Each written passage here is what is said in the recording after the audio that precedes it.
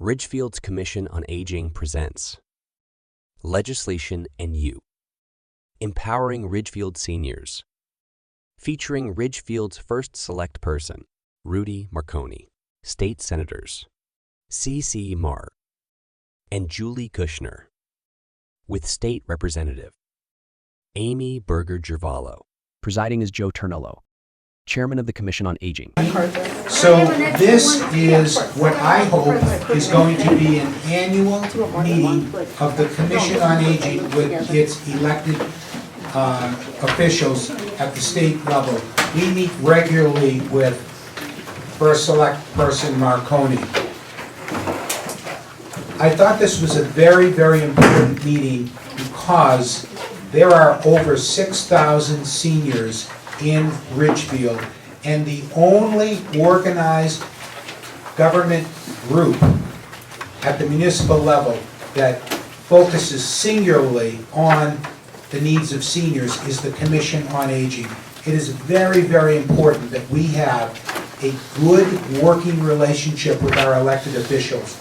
And we have them here today, Senator Kushner, Senator Mayer, Representative Berger-Gervalo, and First Select Person Marconi to speak to us on new legislation affecting seniors. This is a business discussion with the Commission on Aging, but we're going to invite questions from the audience as well, just like we did at the earlier part of this session.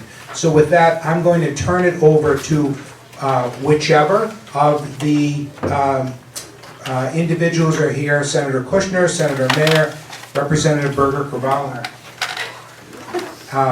and First Selectman Marconi. So I'll go first. It's up to you. Okay. I'll go first. Thank you everyone for being here, and special thanks to the Commission on Aging for the work that you do in our community. Can you hear me all right? Yes.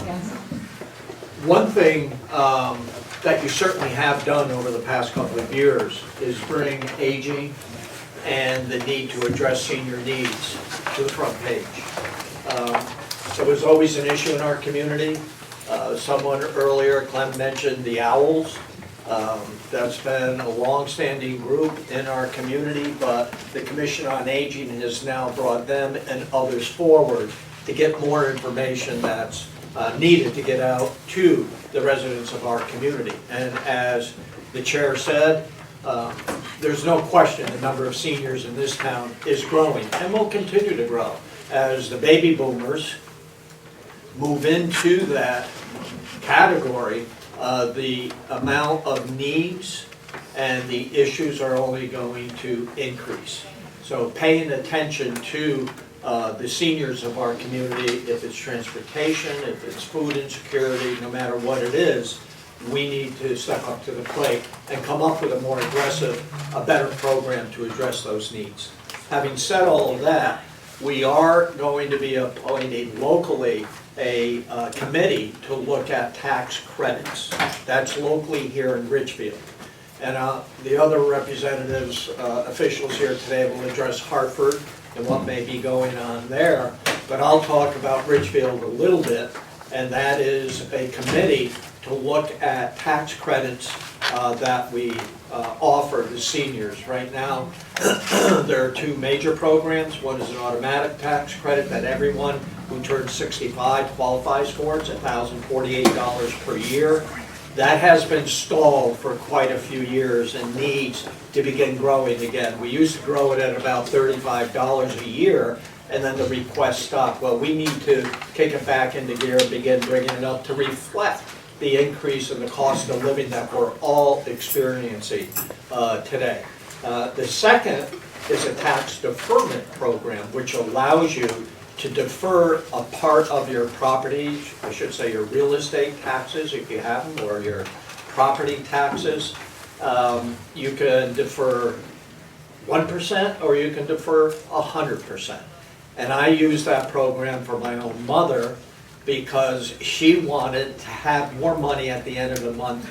There was an insecurity about depending on the kids, depending on other people. She wanted to be sure that she could continue to support herself without becoming an imposition to her family. the tax deferment program allowed her to do that. What the town does do is that we will put a mortgage on your property at a simple interest of 3%. Simple means it is strictly on the principal amount. It doesn't go up every year. It's not interest plus, principal plus interest. So we're just assessing the 3% on the outstanding amount. It's a great program. I believe it's better than a reverse mortgage. It's consistent. The Board of Finance sets the rate. And if you need information, call me or the tax assessor.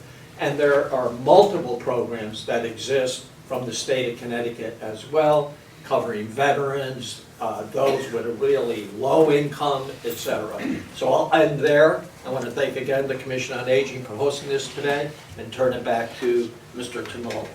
I also wanted to say that the folks who are here, elected officials from Hartford, are voting on something today. So if you see them looking at their phones, they are representing all of you. They are not unfocused. So with that, I'd like to turn it over to Representative Berger Carvalho.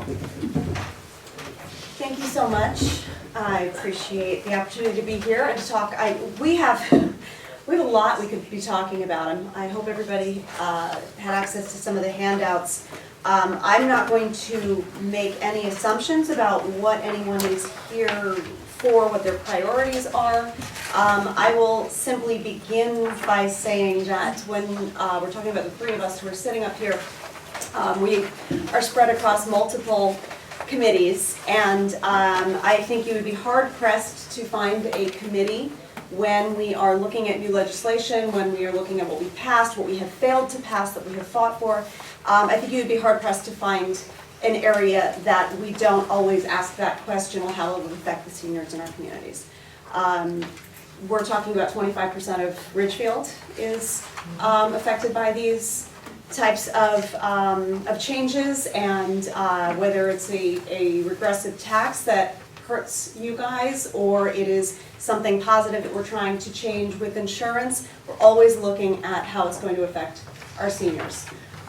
Retention here in the state is a very critical piece for all of us. So if we're talking about transportation, or we're talking about housing, or we're talking about veterans, whatever it is that we're doing, there's a very strong focus on seniors and how we can better advocate for them and for you. So I believe that as we move through some of this, we're going to be able to speak more comfortably on some of the areas where we personally do work, but all of it is stuff that the three of us have been working on separately and together. So please feel free when we do get to that point to ask questions, to direct it to the group, and whichever one of us is best prepared because of the experience we have, we will answer that, but also know that it is something that each of us is cognizant of. We're going to try really hard not to repeat one another's points so that we don't waste time, because we know that there are a lot of issues that everybody wants to get to. And just speaking from my own perspective, I've been in Ridgefield for 19 years now. Raised both my kids here, both went through the school district the entire time, and I hope that they're going to come back here eventually. That is certainly something that I would love to see. I was raised by a mom who is not only an Army veteran, but she was a geriatric nurse, a registered nurse, and was a director of nursing in multiple facilities. So I spent my summers in facilities, in nursing homes, saw what it looked like then, and I've seen what it looks like now, and it's something that is of particular interest and part of my heart. So thank you so much for this opportunity. Okay. Yeah. Hi, I'm Senator Cece Marr. I'm also a baby boomer and turning 71 next month, so I want to just put that out there. I fully understand what some of your issues are. They are some of my issues, such as the cost of taxes, the desire to live in a town that I raised my children in and have lived in for 37 years, and yet no place for me to go. So I'm very aware of those issues as well. And also there's the issues of healthcare. And one of the things in particular that I wanted to make sure that everybody knew today, specifically I hope everybody was able to get one of these handouts, and if you weren't, I'm happy to leave mine behind for you, because I have it on my computer. But I wanted to really bring attention to this Array prescription card, because it's a really important state-sponsored, and it's offered to residents at no cost, and participating residents save between 18 and 80% on the cost of their medications. So when you fill it out at a participating retail pharmacy. So you can actually enroll in this program by going to arrayprescriptioncard.com, and it shows you the steps to go through. And I really wanted to point that out because we know how expensive prescription drugs are, and we also know that going forward, we're going to be seeing, we're actually at the federal level, not at the state level, negotiating prescription prices with distributors, and the hope is that they are going to continue to come down. So that was the biggest piece I wanted everyone to see, because we know prescriptions take quite a big bite out of our budgets. Thank you, Cece. And I am Senator Julie Kushner, and I represent about the 40% of the residents in the northern part of Ridgefield. And I want to thank the Commission for having us here today. We did have an opportunity to meet together a few months ago and learned a lot about the programs that you are working on as a commission here in Ridgefield, particularly around food insecurity. And I believe those are areas that are critically important and that we can partner on. As you mentioned, we are in a public hearing right now. I myself am, I'm on appropriations. I think I'm the only one here on appropriations, but I'm also the Vice Chair of Public Health, and Cece is on the Human Services Committee, and those three committees are meeting right now in a public hearing on block grants and approving block grants. And so, especially for those of you at the table, I think you might be hearing our phones because we can't completely mute them, and the hearing is going on. I don't think we're going to be voting for a little bit, so I just heard we have 2 more agencies to report. But I do feel like some of the things that we've done this last couple of years have been really important for middle-class families. I know that Cece talked about the Array prescription drug benefit that we've just started working on, but I also want to point out that some of this is controlled at the federal level, and that we do expect that there's going to be more controls on prescription drugs coming at the federal level, particularly when the cap on the amount you can spend on prescription drugs will be capped at $2,000 a year. And we know that that is intended to benefit a lot of families in terms of bringing down their out-of-pocket costs. We also, in the state, have made real attempts to start increasing the amount, the thresholds for when you have to start paying taxes on both Social Security, pensions, and annuities. And so we have moved, I think, in the right direction there, although I believe there's still some work to be done. And I think we all agree on that and intend to work hard on that. But we expanded the state income tax exemption on pensions, annuities, and IRAs. So now that if you're a single filer earning up to $100,000 and joint filers up to $150,000, you qualify for exemptions from state taxes. We also improved the exemption on Social Security benefits. It's 100% exemption for people who are earning under $75,000 for single filers and joint filers up to $100,000.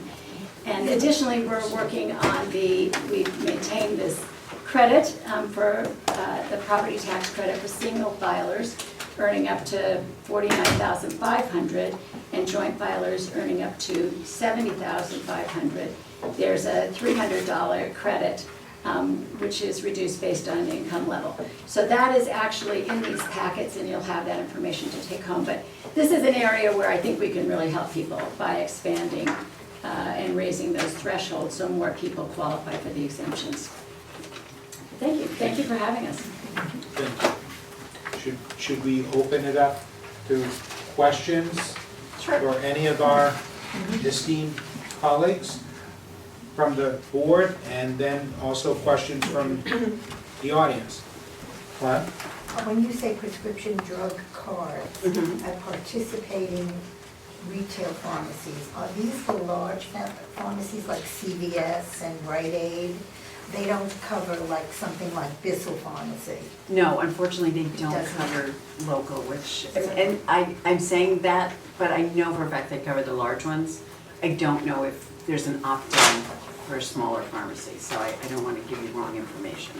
Can I ask, does that work with Medicare? If you have a Medicare drug plan, can you use that card?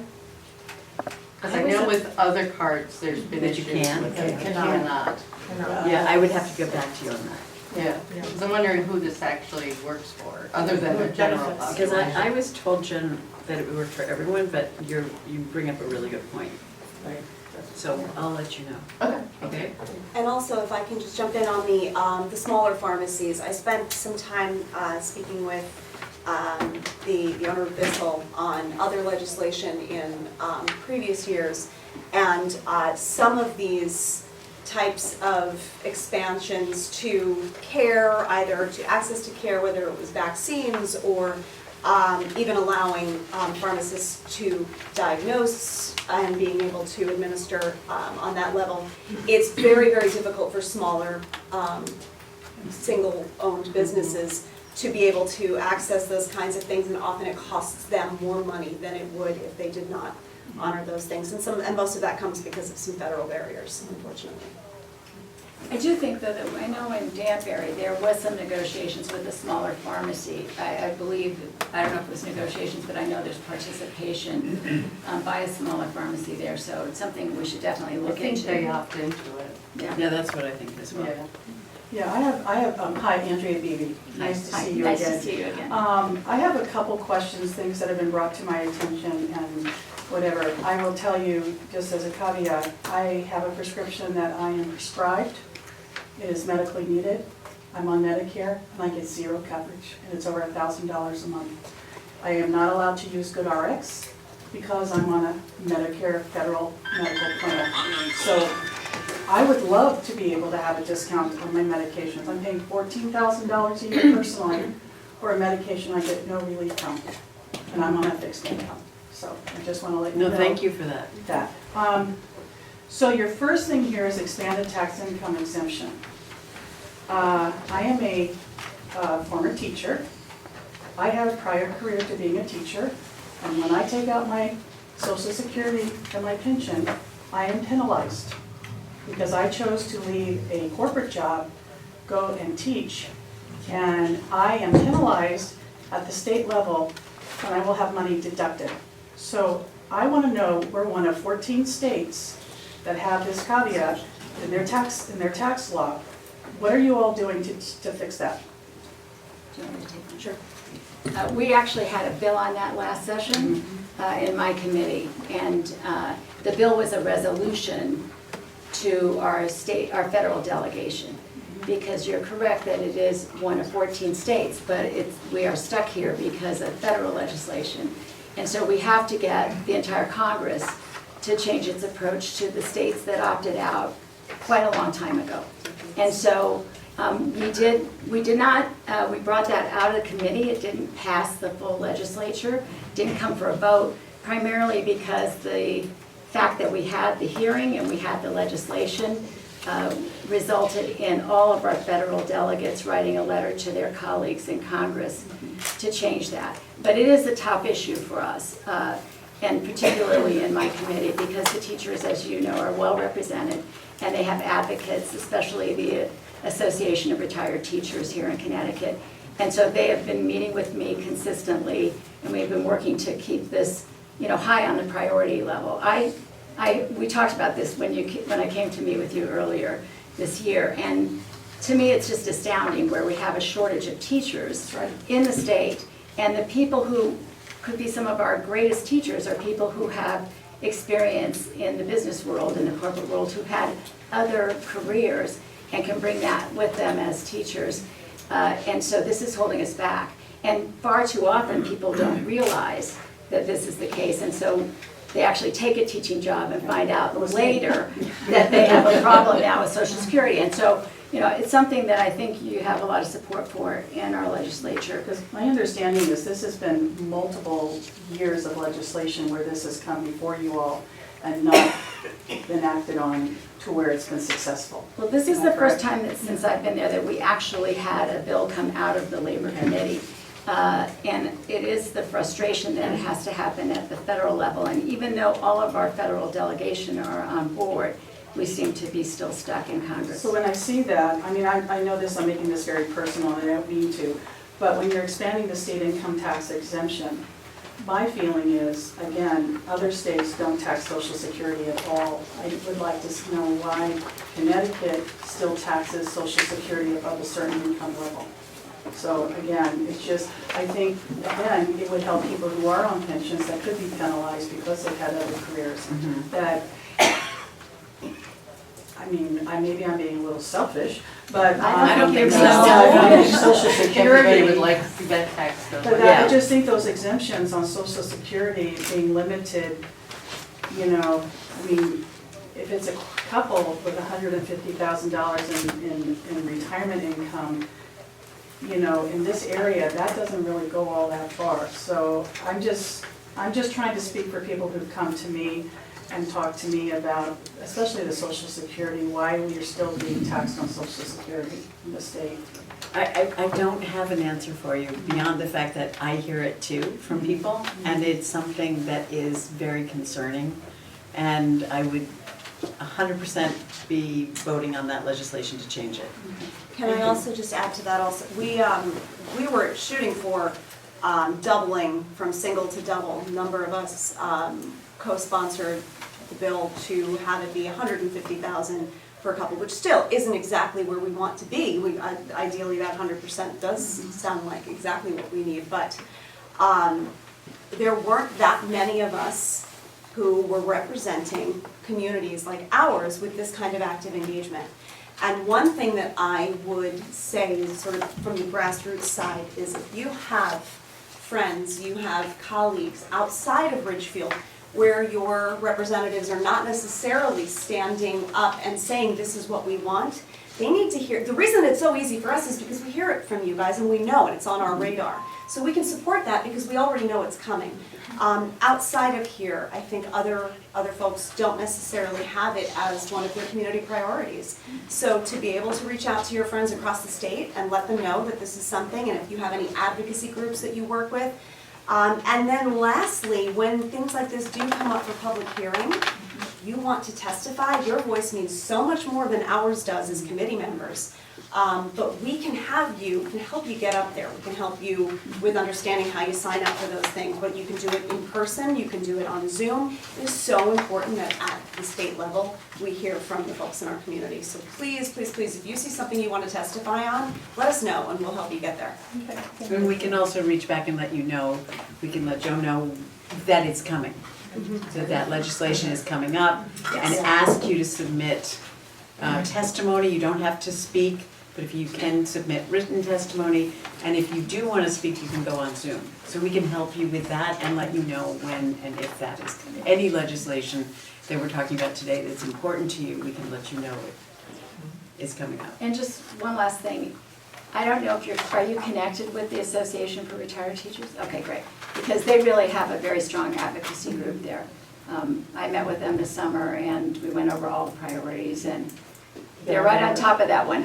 Well, I didn't mean to make this personal, but because personal issues will drive discussions, and the first two things you have listed here were the two things I brought questions for, so. That's great. Thank you, Andrea. Karen? Actually, I'd like to see if we can talk about electricity. That's one of the biggest things that my customers or clients have issues with, because they're dying with the cost of electricity. And I just found out, which I didn't realize, that we're the second highest rate in the country, next to Hawaii. I was stunned. Oh, yeah. Wow.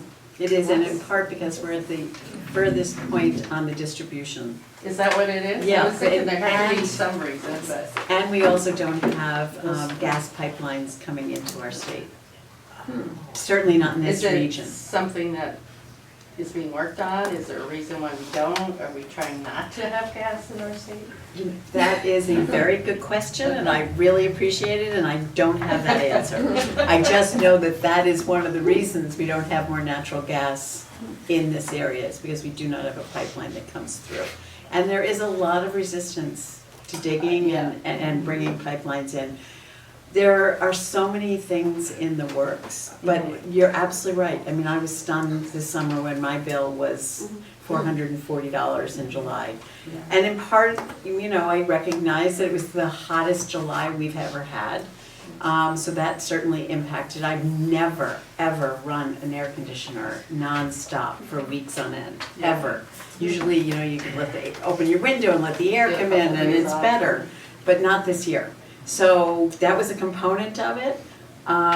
We do have really high costs. Our and baseline is high. Yes, and part of that is something that we're working on in the Energy and Technology Committee, but there isn't a good solution. I wish I could sit here and tell you there's a great solution, and unfortunately there is not. As sitting on the Energy and Technology Committee, I have pushed to have reduced prices. We have passed legislation that talks to not allowing Eversource to put forth their lobbying and their costs of advertising. We've avoided, you know, said to them, you can't do that anymore. You cannot pass that on to the consumer. But nonetheless, there are all sorts of things in there. And I can tell you, I've spent 2 years on this committee, and I'm not a dumb person. And I don't mean that in a mean way. I just mean I know I'm, you know, like I'm your averagely intelligent person who lives in Fairfield County. And it is such a learning curve. And I have been participating in conversations with the chairs of the Energy and Technology Committee. And it is just tremendously difficult to be able to figure out. As a matter of fact, I have a meeting in 2 weeks with someone who came to me with an idea on how we could reduce costs and reduce it for the consumer. And I brought in the chair of the Energy and Technology Committee to meet with this person, because what sounds good to me may not sound good to someone who has more experience and knowledge. But I'm trying to find any way through that I can to reduce costs.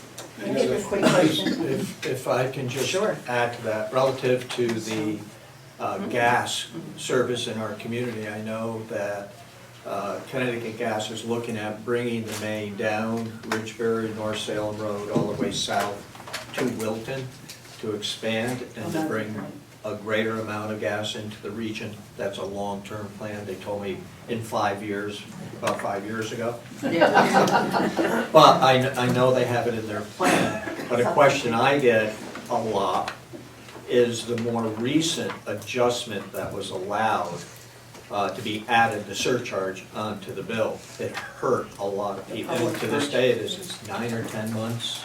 It is, it's So, been 8 yes. months. So let me just finish. Yeah.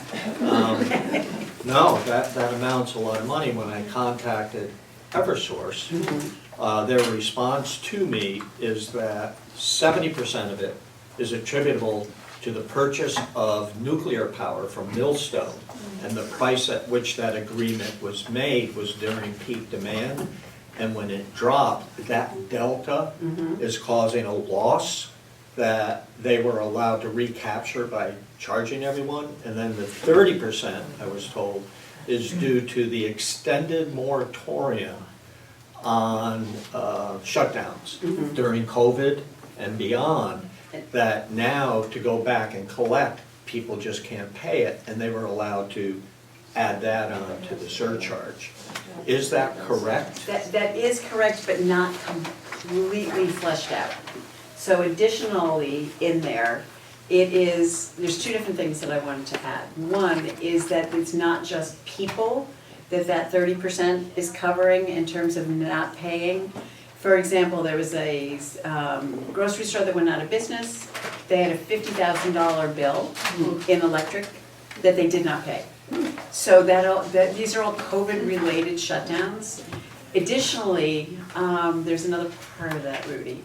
So it was both commercial and personal, so I don't want to think everyone's thing is just people that you're now paying for their thing. The other piece of it is, we really did not want it to be in 8 months, and the chairperson of Pura, Marissa Gillette, she wanted it to be an extended amount of time so that we could make it be less of an impact, and she was voted down on that. And due to that vote, I believe, is one reason why the governor has now shuffled the Pura committee, because she's there to represent and protect the constituents of Connecticut. And unfortunately, I believe that Eversource got this in an 8-month time frame, and it has hurt everyone. As a ratepayer, What do you say? at our level of looking out at everything, where we don't have a lot, we can't call Eversource and say, turn my power off, I'm not paying those bills. Right, that's We have no choice. What, did the state ever consider using some of the rainy day fund to help alleviate the impact on ratepayers? No, I don't believe that we have, and part of that is because we have very specific guidelines that were voted on a bipartisan basis to make sure that that funding was not invaded. But And also, I just want to say something else. Oh, I remember the other part I wanted to tell you.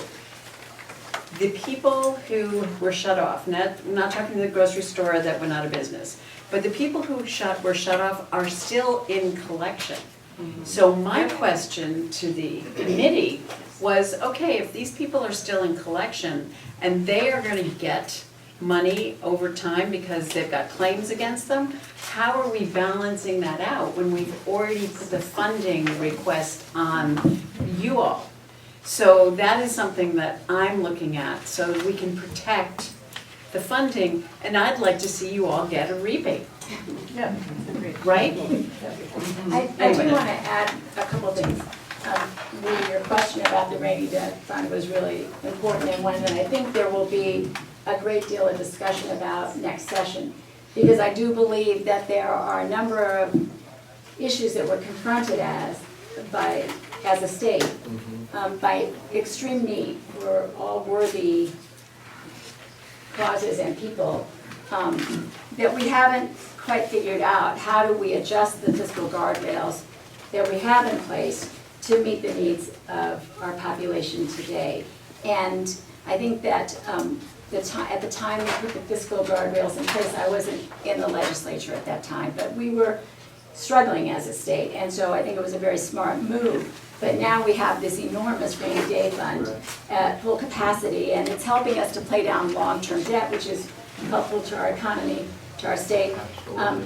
But we also need to review it and see if there are other ways. Just for seniors, if nothing else. There's a few top priorities I think we all feel we should be addressing, but it's something that will take a great deal. We want to be careful how we do. You don't just rush in and do that and upset the whole, apple cart that we've created. But I do think the other suggestion that's been out there is use some unallocated ARPA funds. And there's been some, that was raised in the public.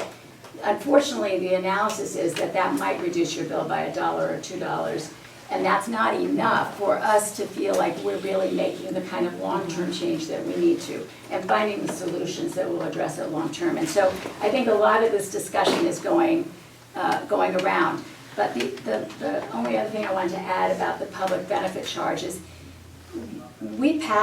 that's been in existence for a long time, long before COVID. And I do want to remind people there's some very important reasons why we have a public benefit charge and why we spread that cost. And it is because we believe that we should not be turning off the lights on poor seniors and disabled people.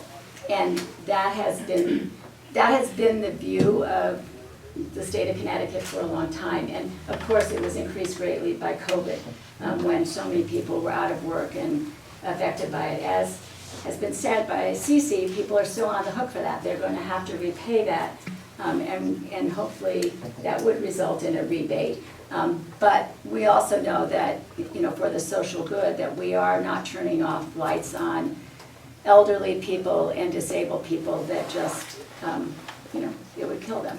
And so that's part of it as well. I do just want to add one other piece to that, the millstone part of the conversation. So that did happen in 2017, so it did predate COVID. So when they allowed for this, when this vote happened in both chambers and passed, they were not thinking about a pandemic that was coming and what that could potentially be.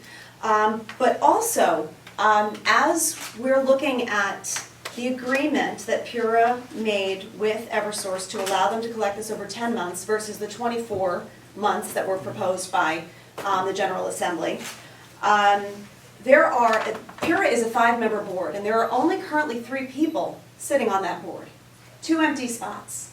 And there are many of us who have come together who are putting some pressure on the governor to fill those other 2 spots, and at least one of those spots must be someone with a consumer focus. It cannot be someone who is another, we love energy wonks, they get us, they're the ones who understand all of that information that you're talking about that can be a little difficult, a little tricky to get.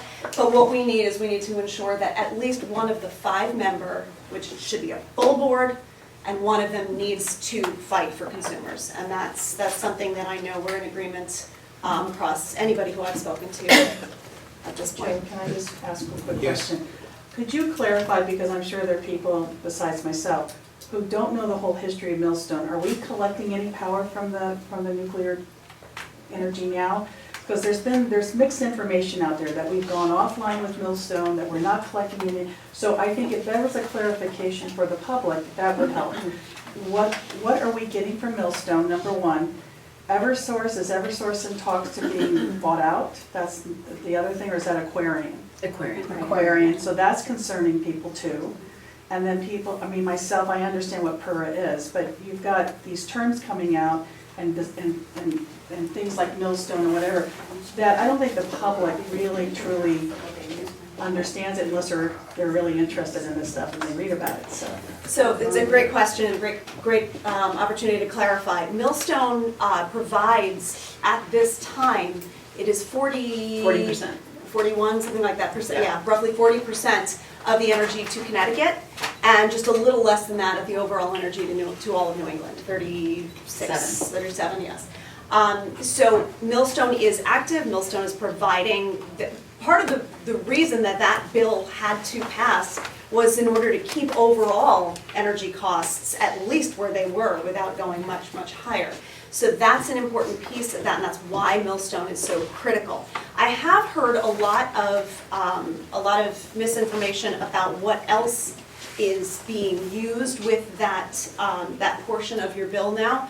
This is not a green energy program that is going on. When we're talking about any green energy options, we're looking at that statewide. We're looking at that as a way to offset costs to families, households, companies. None of what you're paying for in that bill is being attributed in any way to any new green initiatives. Thank you. And you asked another question about region, Aquarian. Yeah, Yeah. Aquarian. Aquarian wants to sell, which is owned by Eversource. Right, that's it. Yeah, wants to sell off the regional water, I mean, they want to sell off Aquarian.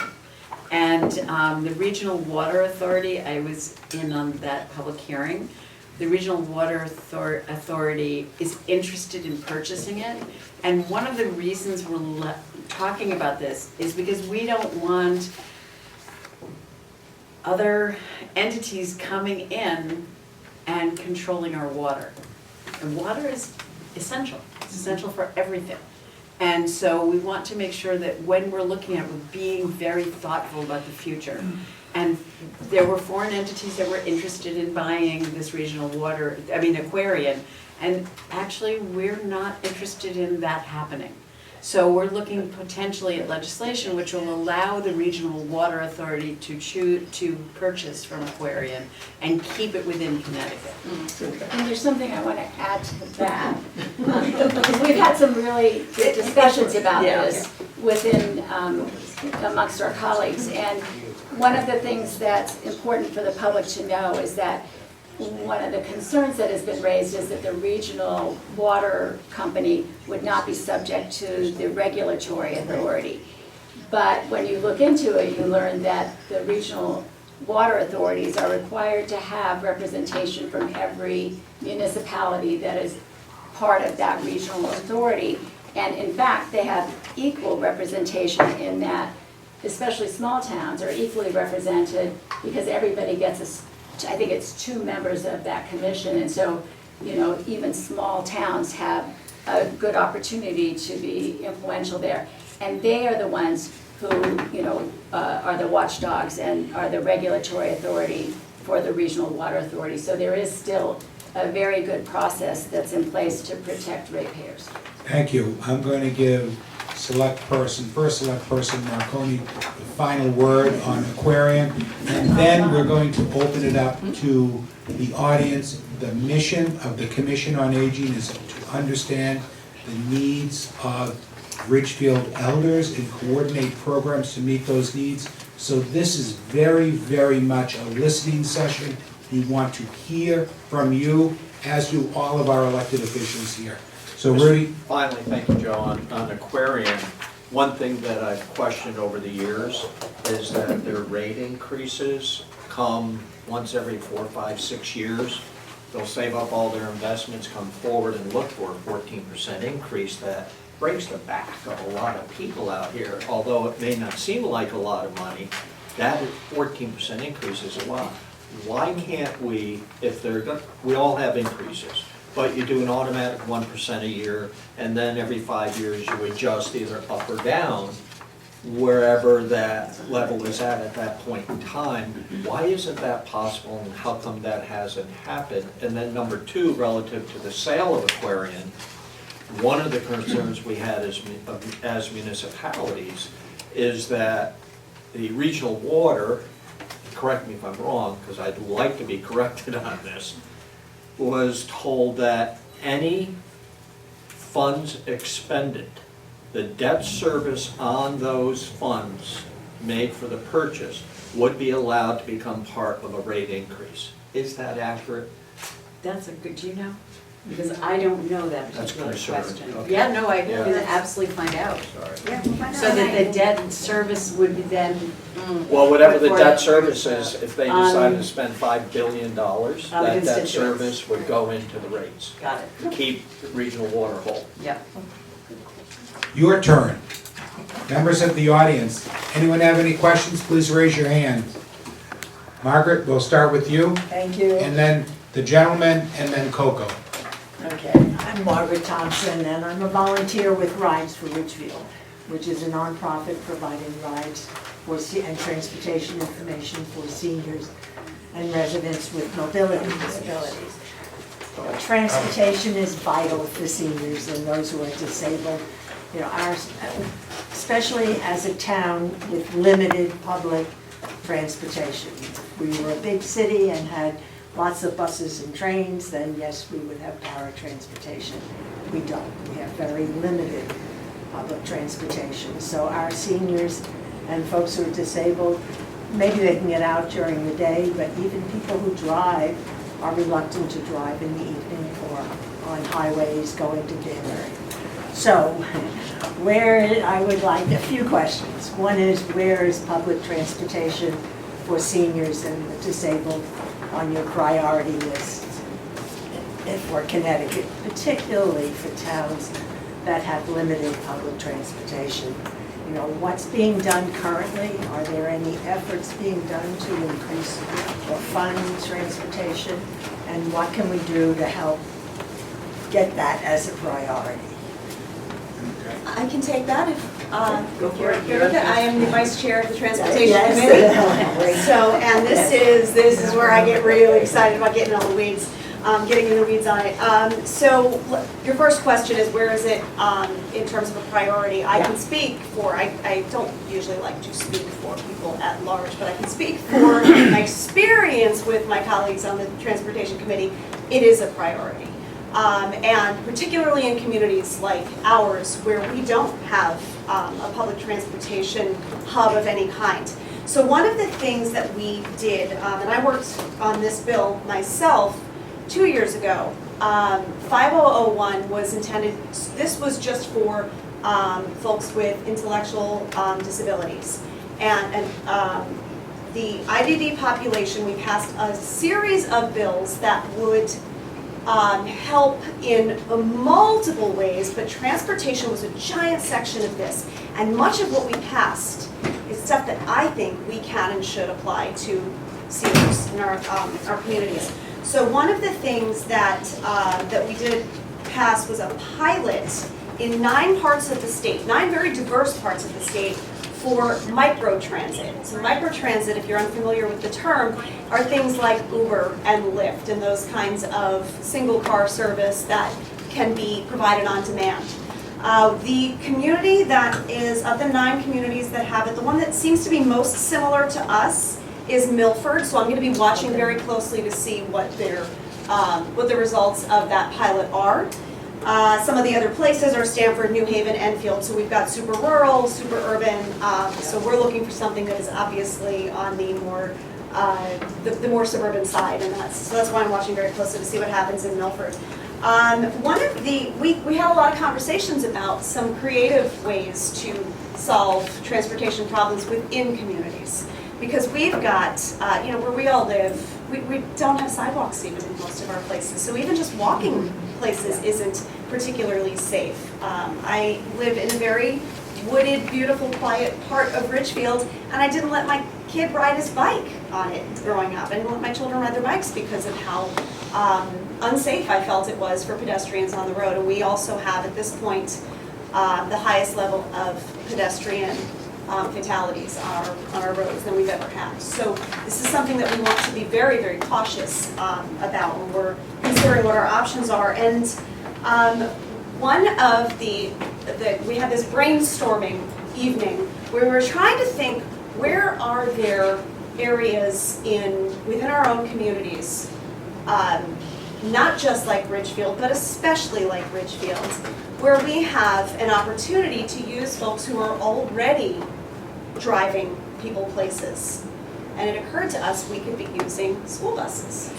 And that's something that we're talking about. Not talking big yellow buses, but we've got vans that sit with no one in them in between during school hours. So is that something that we can do, and can we do it on demand? Well, we looked at that, and insurance is a big problem. So that's, yes. And the CDL licensure. That is correct. So what we're looking at it on the state level to see what can be done with the insurance piece of it so that it can be a viable option in communities that want to offer it. Because we also have bus drivers who want to be able to work during the day and they don't have that opportunity. So it's something else that they could pick up.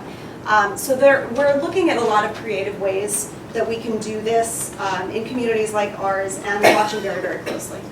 I just have to say that in reference to the buses, seniors have a very hard time getting off and on the Yes. bus. And when the bus pulls up, if it doesn't go up to the sidewalk, there is a problem. I'm sorry, I have to leave, I have another appointment. So, but and while you're walking out, I'll answer to that a little bit. So you can do it as you move, and I will not be in any way offended. So we're talking about how actually incompatible the buses can be for seniors, either because access to the bus itself. But there are transportation options that are not just buses. It falls under the school buses in terms of companies, but we're talking minivans and that kind of thing. And that's the sort of stuff that we're talking about. But there's also, we passed another pilot within that 5001 bill where, and this is just happening right now in the northwest corner of the state, for non-medical transportation and this was again the IBD population. I'm also watching closely to see how that is, because that could also be something that we could be applying to our seniors. So we're looking at what all of these options are that are kind of being run in the pilot space, and to figure out what can be applied directly to seniors. How can we help? What can we do? So let's stay in touch, and we have to make sure that when we do have these hearings, so for example, the non-medical transportation piece, there was a lot of pushback on that because it didn't seem like it should be a priority and where we should be spending money from a lot of my colleagues. And the way that we got that to happen was because people came up and testified. I cannot emphasize enough how important it is to have you folks come and testify. And again, whether in person or in Zoom, and we have wonderful people who work on our teams who can help you to either navigate through the technology piece of it, or be able to at least inform you about when that kind of stuff is happening. Thank you. Quick question, when you're talking about similarities between Milford and Richfield in terms of the size and suburban versus rural, what about the growing number of seniors, such as we have seen senior growth exponentially over the 37 years that I came here as a kid, right? And am now a bona fide senior. Is there a comparison amongst cities, not only in the need for transportation, but the demographics as to the number of seniors? Because I think that's a critical point that may have a benefit to further discussions. Even with my little I folders don't know where here. that came from. So, it's a great question, and it's information that we are provided with every single year. I have another, my little folder here. We are all given data packets on our districts every year, which have exactly what you're talking about, and we can see growth that has happened among the senior population. We can see what the median household is, that the income is, what the cost of the home is. We can look at all of that year over year over year, and we all watch very closely because that does help to determine, and it also gives us in our positions some leverage to be able to say, look, our senior population is growing. All we talk about is how we want to keep seniors here, so let's do this. Let's make this happen, because here's the data that shows that our senior population is And our real estate proves that. Thank you. Sir, you had a question? Yes, I have some questions. My name is Paul Christie, and I was a victim of bank fraud, wire transfer, and this happened in February. So I was reported to Richfield Police Department and FBI, and of course the bank, some money was transferred to a bank, Discovered Bank, which next day the money went to Hong Kong. So the money disappeared, they couldn't find anybody, anything, and the problem now I'm in situation to pay capital gains because I sold some stocks, like in $200,000 losses.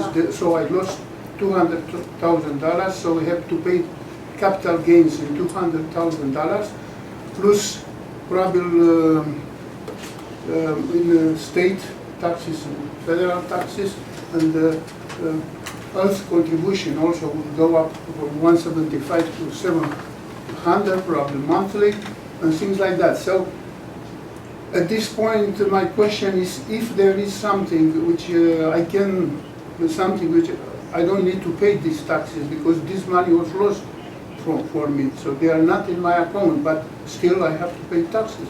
So what can I do? One problem. And another problem, it's a growing problem in the United States, because I read in the newspaper, there are other peoples, they were deceived in the same way, similar like they did to me. And why some people from India or I don't know, Hong Kong or something, they can operate in the United States 2 weeks. They stay in my telephone and my computer 2 weeks. 2 weeks in the morning and afternoon, pretending that they are looking for somebody who is a ring, who tried to steal my money from the bank, and the bank, my bank is involved in that thing. The guy pretended he's from the fraud department from Wells Fargo, and another guy is from the Federal Reserve, and they ask Federal Reserve how to do the money, where to put the money and things like that. 2 weeks, 2 weeks. How these people, they are allowed in the United States to operate through the telephone, how they have SIM card and they cannot be traced. And the bank, another thing, that bank, the account, these crooks, they open the account in my name, in my computer with my knowledge, because I was deceived, I was believed that they are from my bank, from Wells Fargo, fraud department. And they opened my computer because they took over my computer. They opened in that bank, Discover Bank, an account. And next day, the money was sent out, $400,000 was sent there. And 200, the guy, he says, he sent to Hong Kong only 200,000 because they are FDIC insured. It's not like that. And how the bank, I mean this bank, Discover Bank, who operate in the United States, the money was sent today, the next day the money went to Hong Kong with no question was asked. And I remember I asked to that man, how I can transfer this money? They will ask me, he said, no, nobody will ask you anything. And it's true, nobody asked me anything. In the 2 days the money went there. That seems to me this bank, Discover, who operate in the United States, is hand in hand with these people. I don't know. So there should be some legislation or something in the United States, these people or these kind of banks not to operate here in the United States. I'm really, really sorry that that happened to you, and I want to give our colleagues a minute to collect their thoughts on it. I will say that what happened to you, given the increased sophistication of cybersecurity as well as the aging population, it is likely to happen more and more and more to their constituencies. And so I happen to agree with you that that should be a top priority And some legislation or something. to identify ways to mitigate it going forward, and to the point that you started at, to identify ways to lessen the burden on you. You're a retired individual, you got scammed, and now the US government and the state government have their hand out for taxes associated with all of this. Everything that it seems upside down.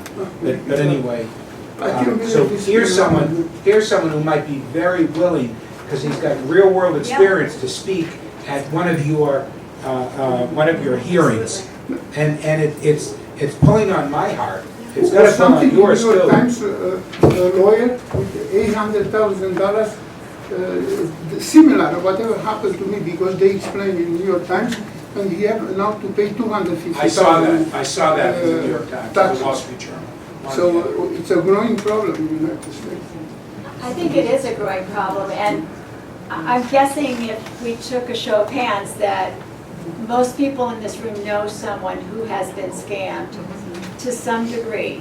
And you know, these are our family members, our friends, and you know, people who are really smart and they still get scammed, and it's because it's very sophisticated. Suppose they have some information about me because I was alone at home. I have money in the bank, and the address, and I don't know. How they get in the computer, they told me there is a ring in my bank, in Wells Fargo Bank, not to talk with the people from the bank because they are involved in this problem, and somebody is getting in my account and things like that. It is a huge problem, and I think, I agree, it's going to be a growing problem. I think it takes a lot of coordination between various committees, and it also requires that we coordinate with our federal delegation, because... Yeah, the FBI, they told me that they don't have jurisdiction over the bank, because the bank, they should know who took the money. The money, they said that there were some people with the fake, in Hong Kong, with the fake ID. But that bank, if allowed to people to have with fake ID accounts, why they are allowed to be part of this SWIFT system?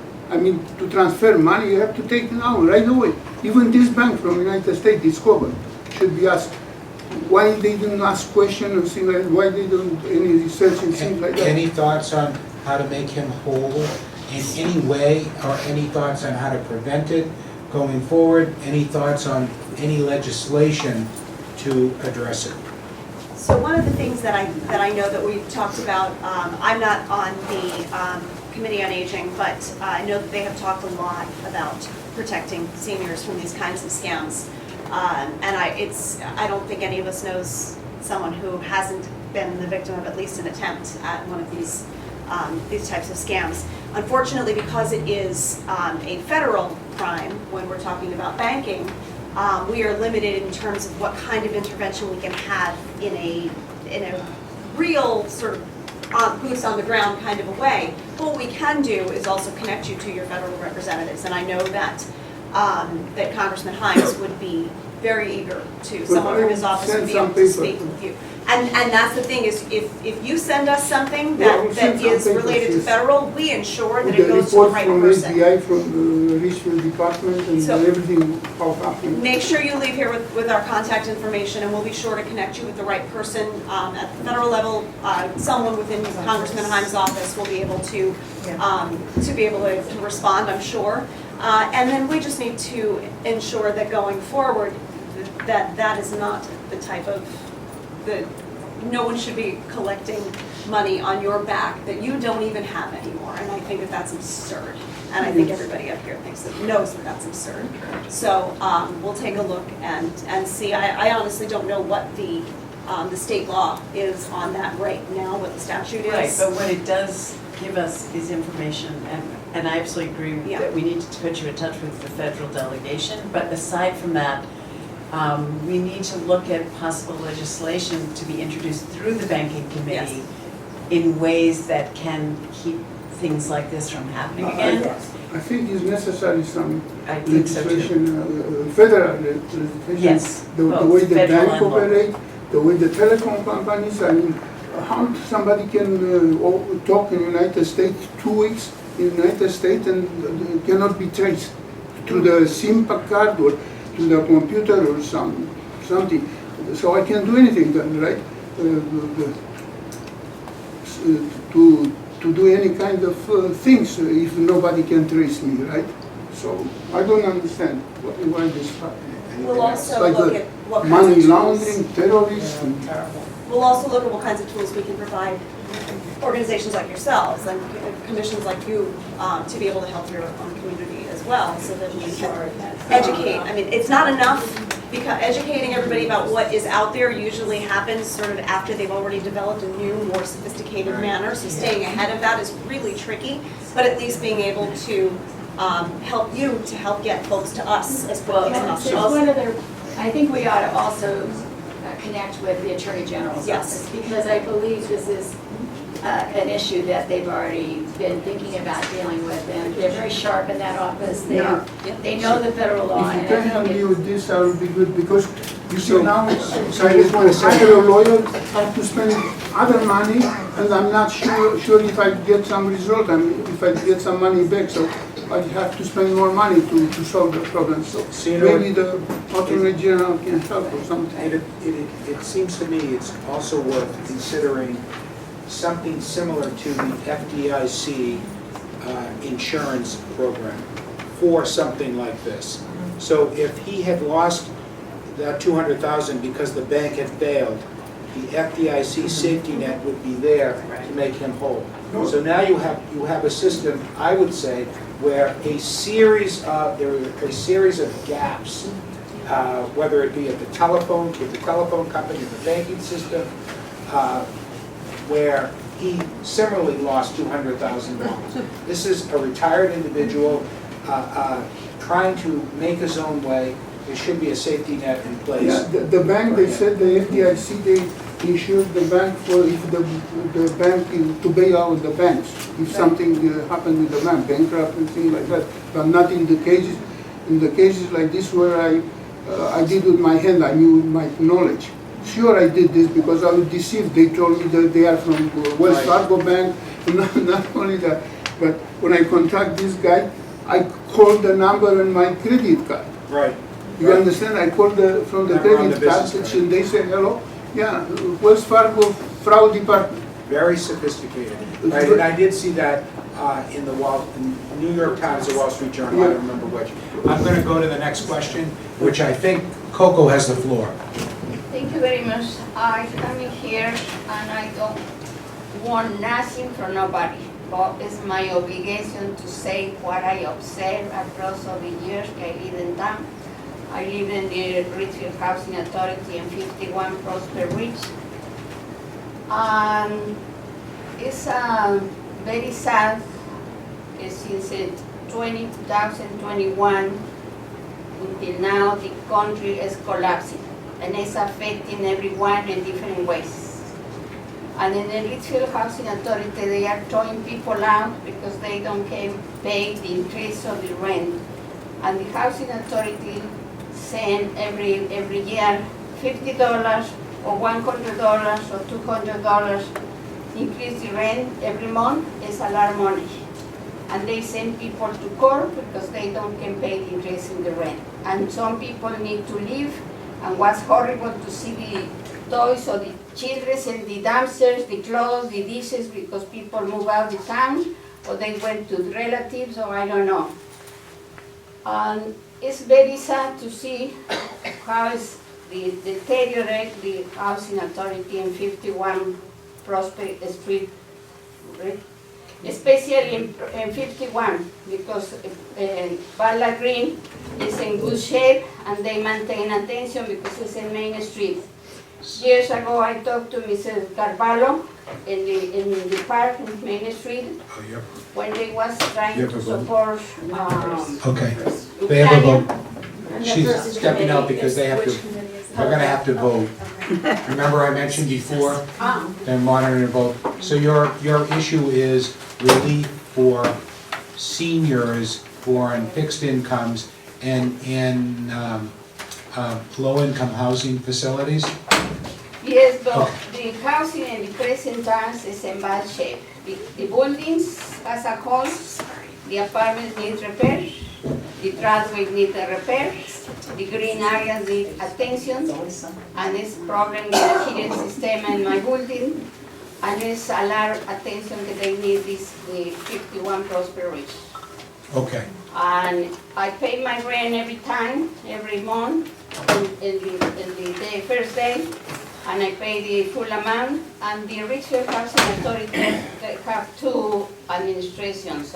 One is the Connecticut Housing Partnership, and the other is the Real Estate Masters, and both companies are from Trumbull, running the business of the Richfield Housing.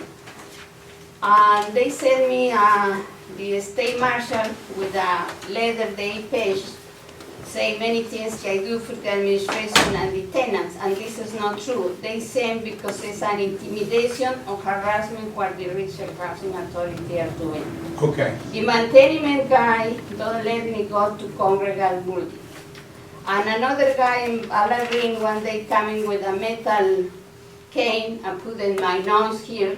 He said, you don't come into Bala Green because you're coming to disturb people.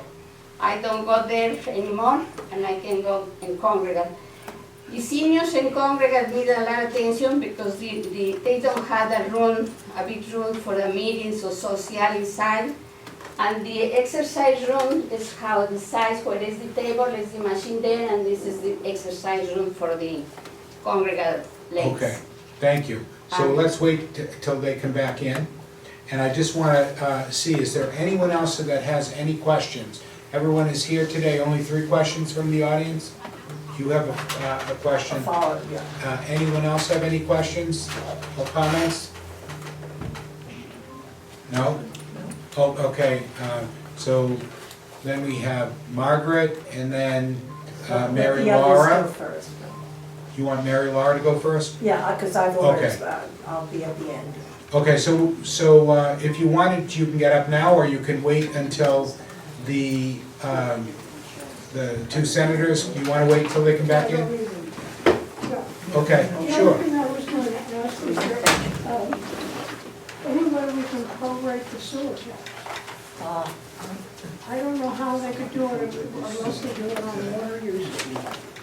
Because there's so many of us that are single adults, that are paying for the whole. Right. That was one of the written questions that was Yes. submitted out. Yeah, there's no question that the sewer tax went up quite a bit, almost, I think it doubled if I look at my bill. And it was a surprise. I know I shouldn't say it was a surprise, because I've been going to meetings, I understood it. I think if we're going to look for senior relief, that we should coordinate that effort, perhaps through the Commission on Aging or collectively as a separate group, to petition the WPCA to come up with a program for a credit for seniors. We brought that up in the past to no avail, but I don't think you should give up. Other than that, The Board of Selectmen does not set those fees, nor does the Board of Finance. It is strictly the WPCA, which is established under charter. The Board of Selectmen appoints the people to the WPCA, but beyond that, we have no jurisdiction.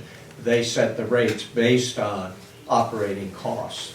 But I would definitely collectively put together a letter petitioning for a reduction in the sewer rates for senior citizens.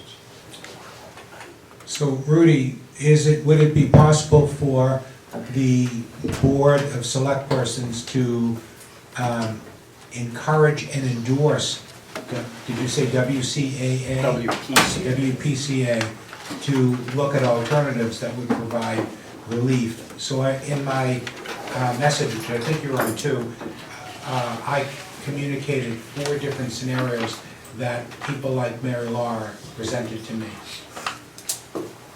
Well, I can't speak for the entire Board of Select People who would have to be on our agenda, but we're all certainly sympathetic to the costs that everyone's incurring. We had a lot of concern when this first went through with the plant, the expansion of the plant, which was state mandated.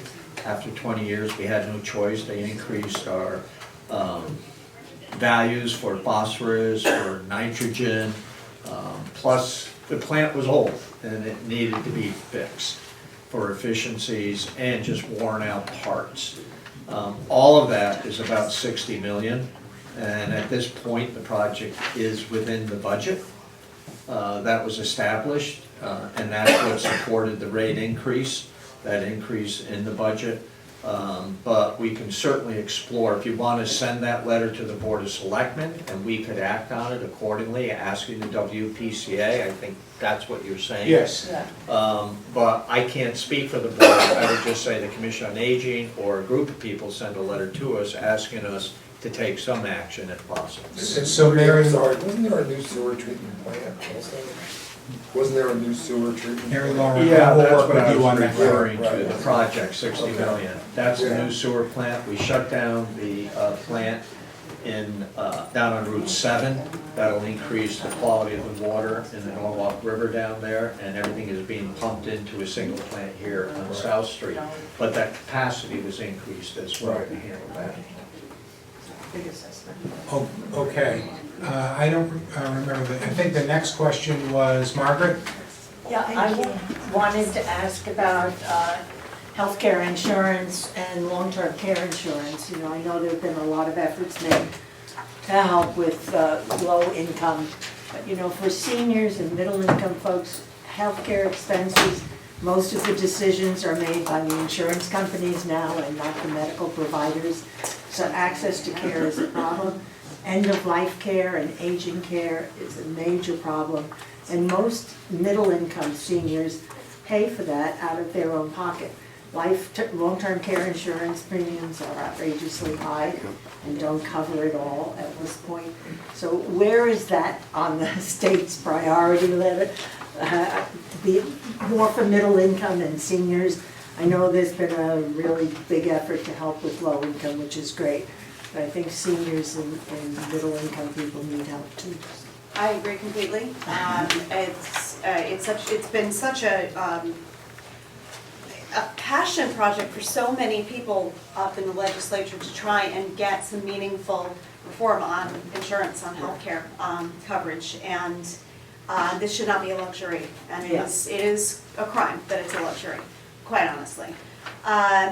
Last year, unfortunately, the insurance company did not pass any of the legislation that had been proposed. The insurance committee. Did I say insurance company? How's that for a slip of who's in charge? The insurance committee did not pass any new legislation. And because of that, though, all eyes are on that committee. Everyone is paying very close attention, from the governor down to we little folks in the House. And that's something that is, that's a priority for every single person in our communities, because it's affecting absolutely everyone. And what's happening now without having the insurance coverage that we need is we are finding that folks now can't go to work. People are now either going on long-term disability, unsupported, or they're coming to work super sick or injured or harm, and it is catastrophic all around. So one of the things that we looked at for long-term insurance issues between 2017 and 2022, multiple laws were enacted that were meant to reduce and to study ways to reduce long-term care insurance premiums. Long-term care is definitely top of mind, but everyday medical care is critical too. And unfortunately, another piece that's happening is we are looking to small businesses to support that and to support healthcare too. So even before you're retired, we're putting that on smaller businesses, which then makes it harder for folks who own the small businesses to retire. So I can't think of a single colleague on either side of the aisle who isn't extremely concerned about this. And I do believe, I feel encouraged by the fact that everyone is watching so closely. And people are watching closely from across the country to see what happens, because we didn't pass anything at all this year. So I do believe that this is something that we're going to be taking very seriously and something we're going to be able to move forward on. Thank you. Oh, okay. Carmen? I'd like to address nursing homes. I know that practically everyone in this room has had experience with elder loved ones who have been in nursing homes. I know I have in Connecticut. And I've been hearing chatter about cutting back the hours for registered nurses in these facilities and cutting down the number of aides proportionate to the residents. And I know that the lawmakers have, I read this, that lawmakers have rolled out a series of sweeping bills this year with the aim of improving care in nursing homes.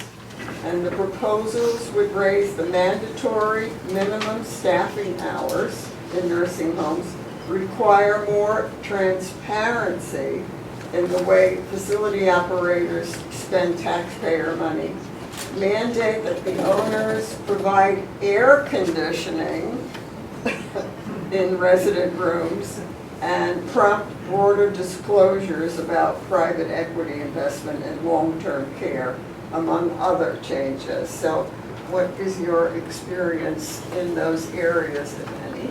I will say that one of the things, this has been a long time coming. It's long-term care has been a long-term problem. And we have been very much aware that there's been understaffing in these facilities that directly impacts people's quality of life and their health. And so during COVID, it became very acute. And one of the things, like they say there's silver linings, it's hard to describe COVID as having any silver linings, but it did draw attention to the problem.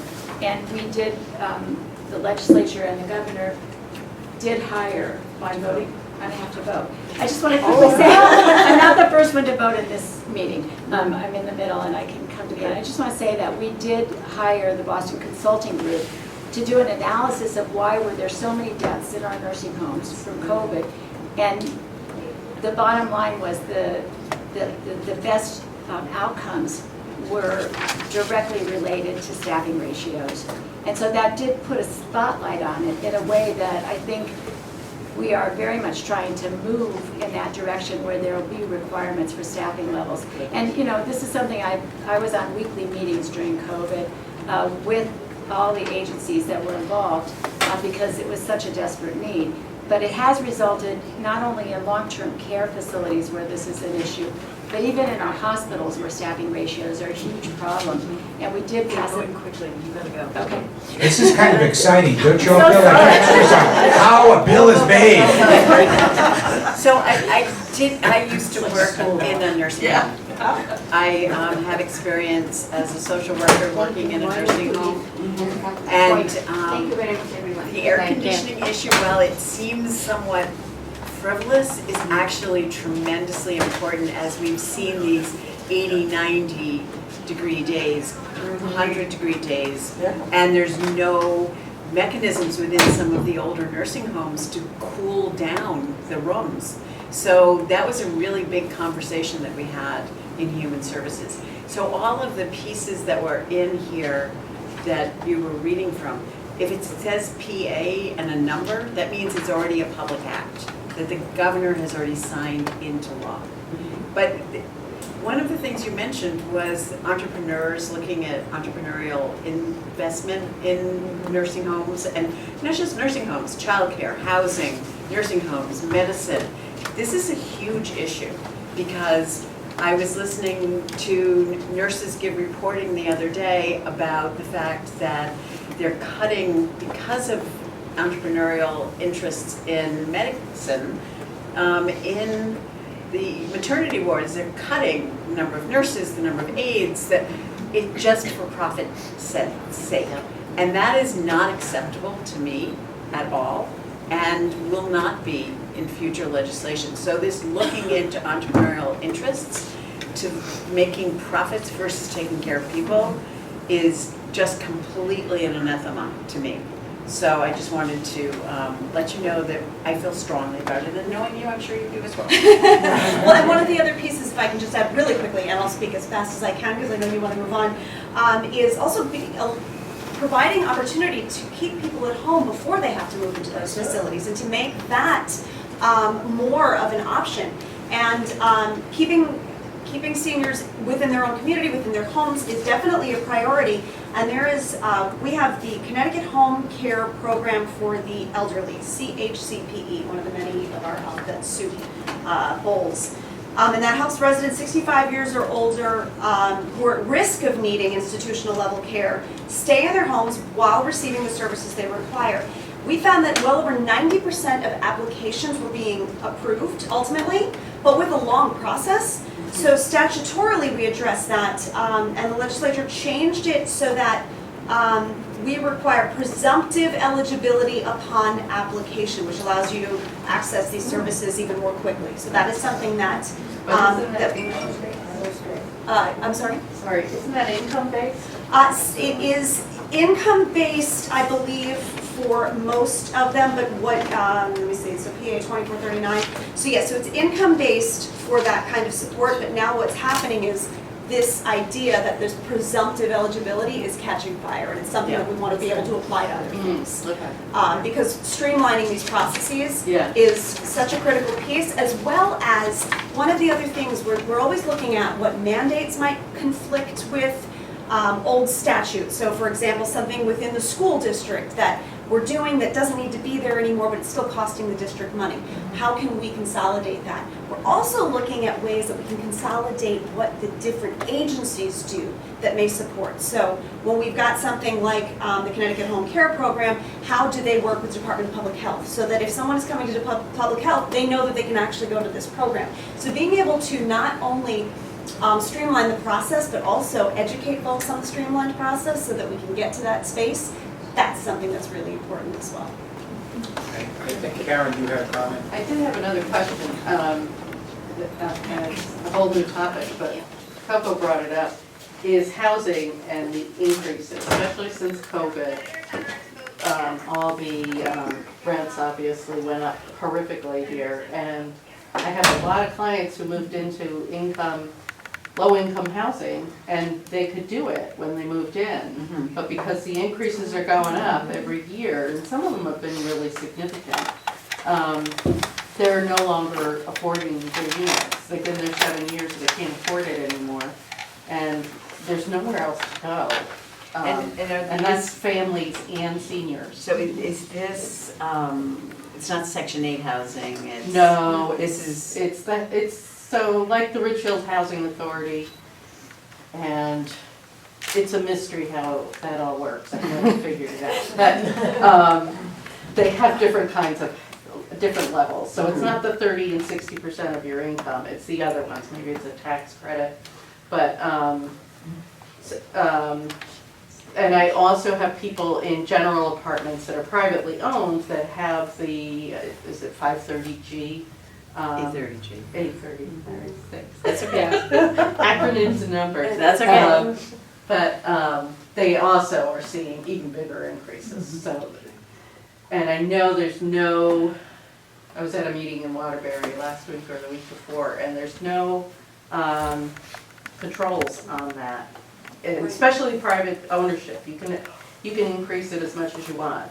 Well, so it's interesting, there was just, I don't know if anybody's aware of this, was the fact that there was some online housing pricing collaborative that was actually setting prices and against, did you read about this? And it was closed down? No. And so this was something where all across the eastern seaboard, owners were going in, joining this collaborative, and then they were essentially, gosh, what is it called? Help me out here. Is it like? When it's, Collusion? Yeah, it Thank was you, collusion, that's the word. yes, that's it. And so that has been shut down. So this So- was a big scam across the east? I am not going to extrapolate, but I am not going to extrapolate, but I can tell you that it sounds very untoward to me. Wow. And, Oh, go ahead. do you have more on that? Between that and corporations buying up Yes. housing. Well, Going back to the And entrepreneurs. driving up, RSUs, yeah. the- yes, and I do know that the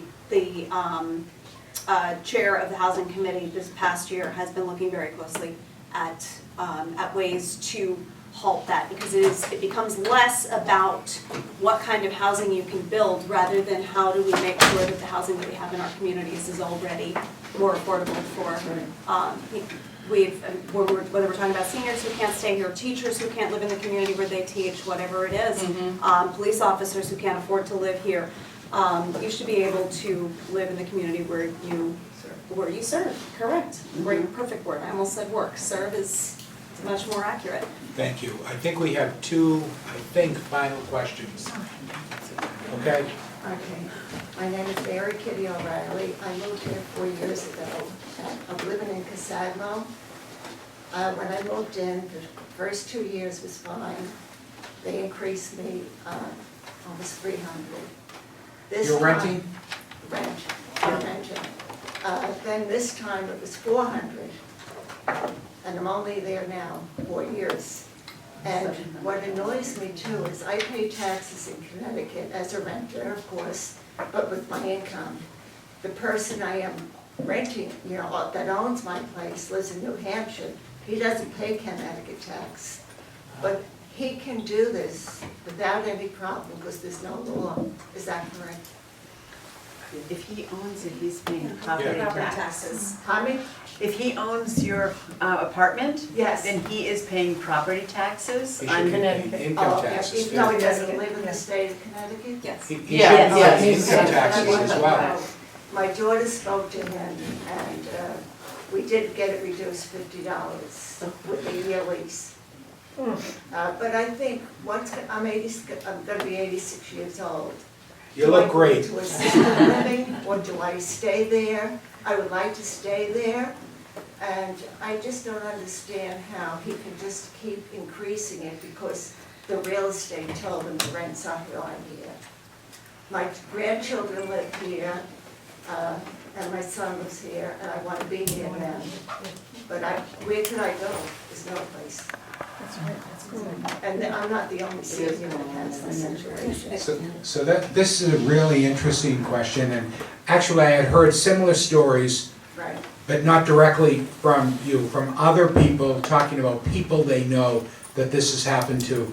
And so what that suggests is maybe a solution might be an age-associated rent control law, and I'll I see don't know, what, is there such a law? not currently. Not at the moment, no. No. And that's exactly what I was about to say, was that it's something that, that I'm hopeful that the housing committee is going to be looking at, because again, while we're talking about, not every community, I know there are some places that do have room to expand, they have room to build, and that for them, I don't want to do anything that keeps them from doing that. But to be able to address specifically what is happening to seniors who are renting seems very reasonable. And So can I just say something? The first selectman brought out a point earlier, that there were two programs, a tax credit program and a tax deferral program. If you owned that unit and your real estate taxes had gone up, likely you would have the opportunity to defer anywhere from 1 to 100% of those taxes. But because you are renting, you're shut out. And so for parity purposes, one might think there should be an age-associated rent control. Similarly, you'd look at it and say, if all of these seniors move out and they move to Florida or New Hampshire because they cannot pay taxes here, the people who are gonna move in are likely going to have children. And instead of seniors subsidizing the school budget, the school budget is probably gonna double or triple as they build new schools, and the taxes for families are gonna go way, way, way up. So this is another concrete example where it behooves all of us to work together to find ways to bring relief to people who are on fixed incomes and don't have the capacity to go back to work. And I like that you said working together, because one thing, this is, when we talk about making some sort of proposal like this, we want to look at what could happen on the back end.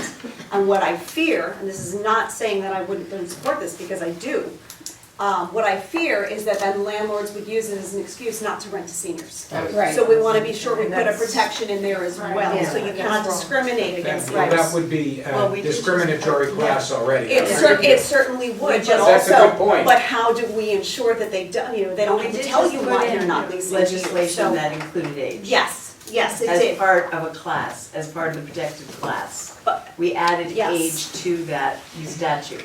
But that doesn't mean that you can't get around something like that by choosing a completely a agree. family It has to be over very thing. So clear. we have to be, so we have to be very explicit about those kinds of things. But I think you'll find that there's, I'm sure, complete agreement here in the front of the room about this issue and about the need to do something about the increasing cost of rent for people, not just seniors, but for a lot of working people as well.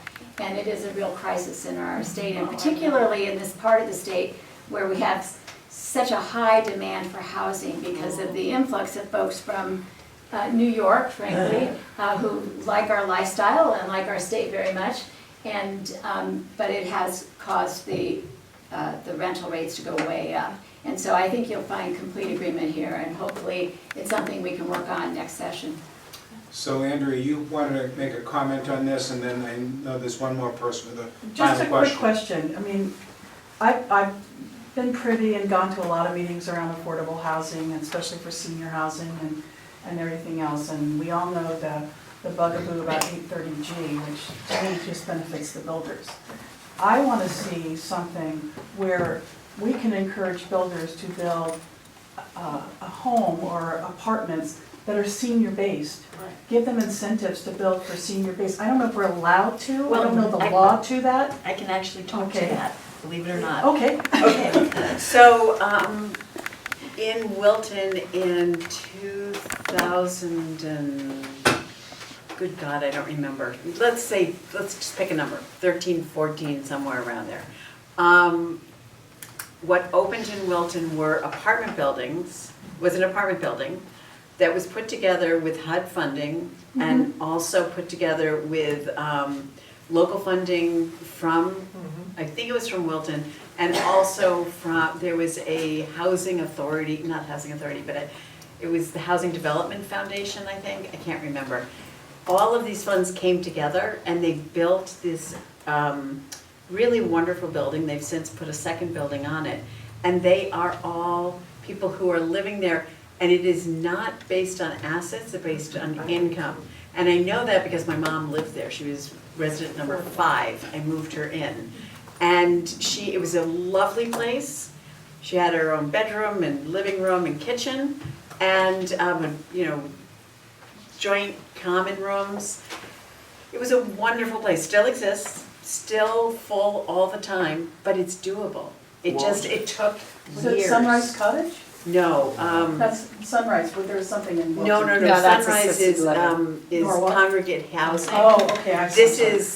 is congregate housing, that's assisted living. Oh, okay. But this is, I can't remember the name of it, Wilton Commons. Privately Oh, owned. Wilton Commons. No, it's Wilton Commons. So that's something that sounds That sounds like absolutely affordable housing. perfect for here. It was Where it's, wonderful. Is where it it's municipally owned or? It is a run partnership. as, it's got a board of directors. You want to look it up? I can't remember, it's been years since my mom passed away, so it's been years since I've been there.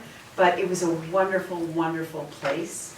And it was all funding that was brought together That's to what I make would this like to happen. see And more multiple of. floors. There That's were what I'd like to 3 see or 4 more floors.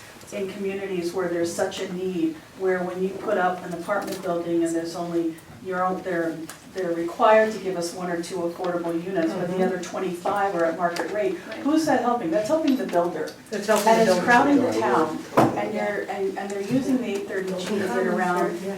really what the purpose of the law is for, which is to help those with limited income, senior housing, those with disabilities. And that's what I would love to see more of, and I think you would get a lot of the public behind that. 830G is running communities.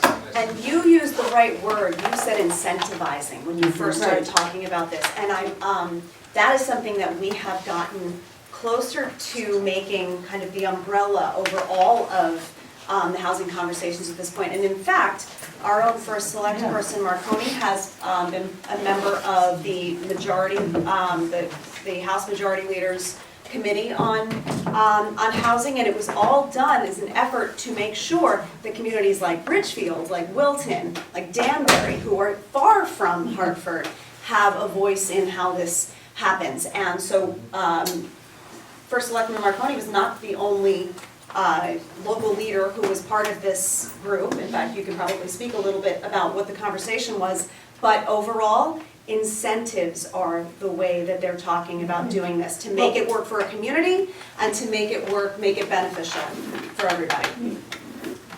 Hi, thank you for being here today, I appreciate it. I'd like to see, right now, we don't have a program where the affordable housing goes to our seniors who have been paying taxes into the town for decades. I'd like to see legislation possibly create some kind of grant or some kind of legislation be made that makes it able to give first right of refusal on any affordable housing you're forcing us to build in our town. And it should go to our seniors who have paid taxes here for decades. And I think we could do it. I know we can do it. I'd love to see that happen. I think it's a great idea. I mean, to be able to prioritize seniors, I think that's kind of what's been our theme in all of the things that we're talking about, whether we're talking about transportation, whether we're talking about insurance issues, all of that. I think prioritizing what is, coming back to what we talked about at the beginning, 25% of our population is not an unreasonable ask. So what do you see, what is going on in Hartford right now as far as the 830G? Are there going to be any limitations put on it encouraging and to encourage builders to build more of the buildings that we are talking about today? New Canaan just got a moratorium on their 830G, but to do that, you had one builder down there who built lots and lots and lots of apartments that allowed them to meet their goal. And so now they're on a moratorium. I don't want to see those huge buildings coming into Ridgefield just so we can meet the number to get a moratorium. I want to solve a problem. I want to see us meeting the need that's required here that Colette just talked about, our seniors having housing, staying in place, our adults with disabilities having access to living situations that allow them to access the center of town and to everything that's offered. And I think that we are getting shut out because 830G and builders who profit, a lot of them are out of state, are coming in and making a lot of money on the backs of our seniors. And it's really, to me, it's insulting that we're not taking care. And I give Rudy a lot of credit. I know he's worked with, he's regional, what's it called? COG, yeah. I should know that, I went to enough meetings. But I want to be able to stay in place. I live in an apartment now. If I get priced out, where am I going to go? I'm going to have to leave the state, my family's here. So this is what my passion is. This is what brought me to Commission on Aging years ago, was this housing situation. And the 830G law is destroying communities when I think there are better solutions that would serve us as a whole community much better than this, because I don't think 2 units in a 25 apartment building does a bit of good. That's just my opinion. Plus they're not bad. I was gonna just say, that's, yeah. That's a huge No, you part have of the the problem. AMI and you have the, what is the other one? The AMI and the And so SMI. they're really not that affordable Yes. when you come down to it, and I think there are so many problems that we need to address. But I actually do think that you have great leadership here in Ridgefield. And I know that Rudy, you've done an amazing job of trying to keep it focused and look at what are the needs and how do you get there. And so I think there are opportunities here to be a model, really, for the state. And you have been already in so many other areas. You know, the first cultural district in the state of Connecticut. There are many things that you lead on, and this is another area because there are different needs in different communities. And here you can show that the need is for senior housing based on your demographics and the growing population. And I think this is a really good place to start. Kurt Carr, 62 Prospect Ridge. Perhaps this would be a point at which Mr. Marconi could speak to the Fair Rent Commission and what its recent experience has been in the area of rent increases. We've had 4 complaints filed with the, asking to be part of the Fair Rent Commission. They spread from the Housing Authority to people who have moved in and felt their lease wasn't fair and that we should review it. A gentleman who experienced incredible increase in his rent, but it was based on your income. So if your income goes up, so does your rent. And he felt that was unfair to have 1 year of a good year relative to income and then have his rent triple to the point where he cannot afford it if he doesn't have another great year, as he called it. So we're looking at issues that are serious like that to some that aren't quite as serious with the Fair Rent Commission, but are totally for. So I want to say if there's any last question, I want just one question. Go ahead. Okay. So, Michelle Coelho, and I'm just going to bring it back to the beginning, where we were talking about energy. I've been speaking to a lot of seniors, and they can't pay the electric bill. So I have a question. You're looking to try to immediately try to resolve an issue that right now, I've spoken with it in Ridgefield, somebody who was paying $421. Next month, it was $1,200. She disconnected everything. A mother with dementia, somebody who's, she did something to a rotator cuff, can't afford it. It isn't your regular, you know, Ridgefield home that's got a sealed envelope. I've worked in construction for 30 years, you know, as I went up to knock, you could see that the house needed some help and some maintenance, right? So they are just making ends try to meet. And she tells me that she disconnected absolutely everything in the house. So they sweated all summer long, this month, disconnected everything, came in at 9:06. So I know that you had mentioned that you were going to address this in the next legislative session. But in the meantime, while for 2 years, it has not been addressed and put on the back burner, so there were people that were able to pay and just didn't. I believe, somebody could correct me, there was 640 million and then another 80 was added for 10 months. So we're looking at a public benefit that is almost 28%. The more you use, the more you pay. So how, so she actually asked me, what do? Pay my taxes or do I pay the electric bill? It is not sustainable. I know that we're looking now to come to the table. Common ground here. This isn't about politics. This is about trying to resolve an issue. So I'm asking, what are you doing to try to get together with whomever, everyone at the table to make this happen? There was COVID money, we paid taxes, they were collected. Now, after 2 years of letting people decide if they wanted to or not to, I have family members that, you know, you pay the mortgage on the first and you have to pay the 10th. I'm so sorry, but I'm sorry, I'm almost finished, thank you. No, I know, but we were Yeah, supposed to I've leave waited, at 4. yeah. No, Okay. no, I know. and Is my we all question. have another appointment. Okay, So I would I'm almost love it done. I'm almost done, thank you. If you So could wrap I- up, that'd be So my great. question is almost done.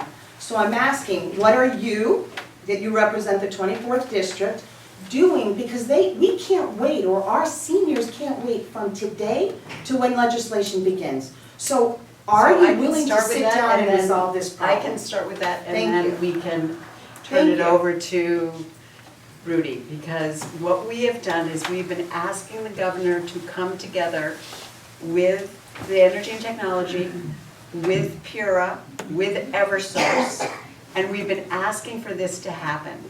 And that is where it stands right now. And as of right now, the governor is not willing to call a special session. So we are working behind the scenes to address this, and that is where I'm gonna have to leave it. So I'm gonna Can I turn it just, over. I just want to add one thing. Sure. There was an electric rally on Wednesday, and none of you were there. And this is really primary Is this a issue in political, Connecticut. is that No, a I'm political asking you because conversation now? my public benefit bill, I can't pay for it. Oh. I literally can't, so I'm asking the question, how do we get from today's bill to the beginning of the Can legislative I session? just say that if that person experiencing those high rates is Yeah. a Ridgefield resident, Yes. definitely bring it to me, because we have a very good relationship with our account rep, Yeah, who has addressed every single issue that I brought to him, so. I appreciate What that. happens in Hartford, okay, that happens Yeah, in just the Hartford, one but thing. immediately, Yes. that can be addressed immediately. I mean, yes. I just need to Thank know you. that. I'll give you the Similarly, they do information. come to us Do that. as well, and if they do, we work directly with Eversource, and Eversource does connect with individuals who need. And I would just like, Ridgefield, they should come to see me. I would just like to I hate add, to and I'm say sorry, it. but we're having a little side conversation right now about these issues. But I do want to say that, you know, I think that we are really committed to finding a long-term solution. And a special session is very limited in what it can take up.